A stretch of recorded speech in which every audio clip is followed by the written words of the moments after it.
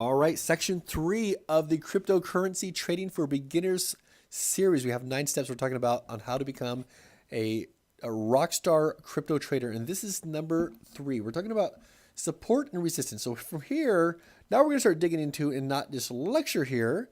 We're going to get into some charts. I'm going to show you what this means. So first of all, let me pull up a picture here that I have of support and resistance. This is something I just found on Google, right? So let's talk about a building. In fact, you know what? Let's get to some charts first. So right here on this chart, we are looking at Bitcoin against US dollar. So one thing you need to understand when we're trading cryptocurrencies, there's 2 different ways to do it. Number one, you can just go to companies like Coinbase or something like that, where you can have a crypto wallet, right? And you can literally just buy cryptocurrency. So you can buy Bitcoin and just hold on to Bitcoin. It sits in a wallet. That's not what we're talking about. We're talking about trading the markets. As the markets move up and down, we are looking for those rifle approach opportunities, right? To take a trade, to get in the market, manage that trade properly once we're in, and then get out with a profit. Okay, so that's what we're going to be focusing on. So when we're talking about doing this, we're talking about trading the crypto spot market. So we're talking about, in this example, we're trading Bitcoin against the dollar. So right now, let's open this up a little bit more so you can see this. Right now, as I'm shooting this video, uh, Bitcoin is at $3,759. Now, what that means is it takes 3,796 US dollars to buy one Bitcoin. Okay, so a year ago, Bitcoin was at $17,000. So it took 17,000 US dollars to buy one Bitcoin. So we're trading these in pairs. Okay, so with that in mind, we're going to talk about this is a chart. Let me zoom this in. In fact, for you newbies, let's talk about what each one of these candles are. These candles, we have 2 different colors. The way we have this set up on this particular chart, the green candles means for 4 hours. This is a 240-minute chart, meaning each one of these candles represents a 4-hour time period. So in this 4 hours, basically what this means is Bitcoin went from $3,953 all the way up to $4,121 in 4 hours. Okay, so these red candles mean the price started here and went down to here. Now the wick means during that 4-hour period. You see this little line here? Let me see. I'm tired of this cursor, it's driving me nuts.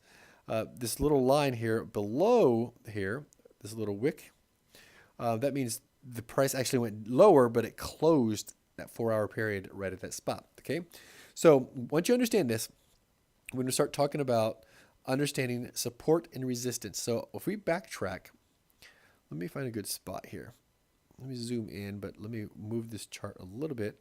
I want to talk about support and resistance and show you how super, super cool this is if you understand the process. So you can see, I'm going to close this down a little bit. There we go. Let me find a good spot so we can really find some good. Okay, here we go. We can see here that at this point, and this would have been starting to start right here. This is like July of 2018 all the way through August 2018. Okay, so this is a 1-month period. You can see that Bitcoin at one point came all the way down to this level. So what is support and resistance? We're talking about a building. Okay, support and resistance is almost like floors. So if you're in it, when you say you walk into this building, what happens when you look down? What do you see all over you? You see the floor. The floor is where your feet, it's holding your feet firm, right? That's called your support. It is so the lower level is always going to be the support, and above you you see a ceiling, right? The ceiling is what's called your resistance. So think about support and resistance as a floor and a ceiling, and we'll get back to this picture in a minute. I will show you how cool this other thing works. So you can see here that we have a level where Bitcoin drops. So we're going to start drawing some lines. I'm going to show you how some of this works, okay? So we're going to put one here. Oops. Let me delete that. Sorry, I didn't draw it the right way. These lines are a pain. All right, so we're going to draw a horizontal line right there. Okay, now let's see if I can color this. I'm going to take that line, make it thicker, and let's thicken. Yeah, it's nice and thick. And I'm going to color this. Let's see. Let's just make it red so it's easy to see. Okay. Okay. So you see, you can see the line. All we're showing is a line right where the market tend to stop. Okay, and we're going to draw one. Let's see, right here. See how it kept hitting this area in here? So we're going to draw a little line. All you got to do is find areas where the market continues to hit a specific spot. Okay, then, let's see, we're going to, excuse me there. Okay, you can see where the market kept hitting right here. So we're going to draw another one. Oops, let's pull that up. Oops, horizontal line, not horizontal ray. Horizontal line. Right about there.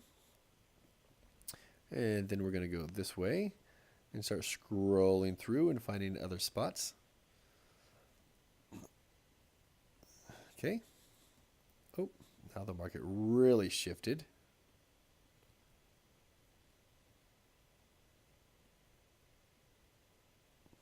Okay. And we have a spot here. See two of them. I mean, this is kindergarten level right here. See how it kept hitting this line? Oops, let me delete that one again.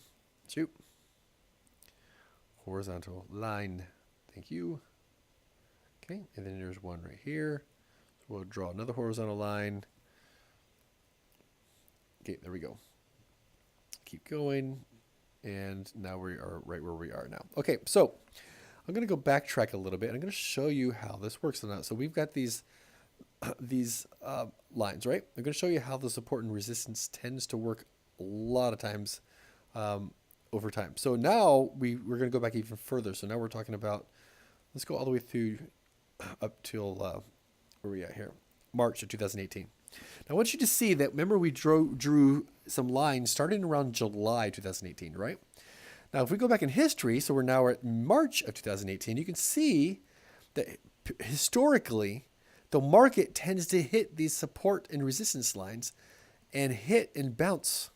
See how it went up and then kept bouncing back down? Here's the phenomenon when I talk about the floors. Do you notice that how a price broke down here and had a hard time breaking back up, shot down to this line, it went up. Once it broke through, you have the floor, you have the ceiling, support and resistance. Once price broke through, what happened? What used to become the old ceiling has now become the new floor. Just like a building. You walk into a building, you have your floor, right? You have your ceiling. Once you walk up the steps, boom, boom, boom. What used to become this floor, the ceiling is now your new floor. If you walk back down the steps, what now was your old floor now becomes your new ceiling. And that happens the same way with support and resistance. Old support, once you break through it, becomes now new resistance. See how price kept testing and doing it? Eventually it broke back down through and it worked its way. And guess what? Now it became the new ceiling. That's how it works. So we want to be trading. Number one, we'll be talking about with the trend here in just a little bit, but we were looking for trade around major support and resistance levels to take trading opportunities, right? Because it's going to help a lot with the predictability. So let's scroll back to where we are now. So here's an example. We already knew that this was a major support line. Price has been going up, up, up, and then it starts shooting down. Guess what? There's a great opportunity that potentially the market's going to at least hit here and bounce, and sure enough, it exploded.